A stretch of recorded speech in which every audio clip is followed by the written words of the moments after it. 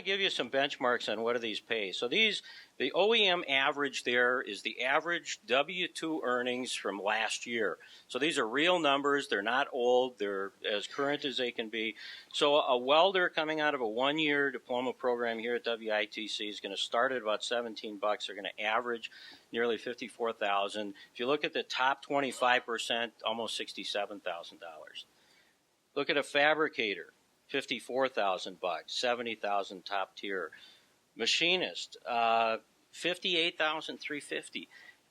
Top tier is $80,000. We had 4 machinists this year that broke $100,000. The top machinist made $125,000.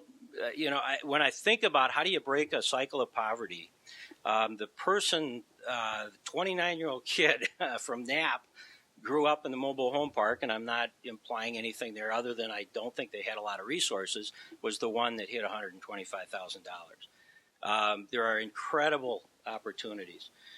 Painter, you notice this one's down a little bit, $43,000. A lot of students go into auto body, and this is typically where these come from. So it's kind of a supply and demand issue. Electromechanical, $60,000. Engineering, starting at $50,000.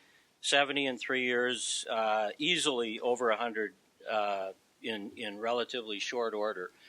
If you look at our overall average, $56,700. Now, I was talking with a legislator about this, and we really need to drive home the concept of math skills because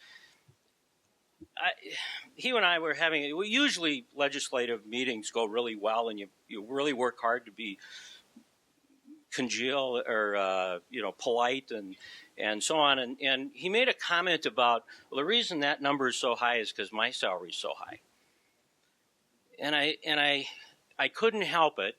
I said, this is why we need math skills. We have 500 employees.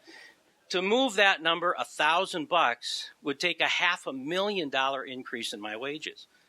I said, to move that number $10,000 would be $5 million. Do you really think I make that kind of money? That's why we need math skills. Anyway.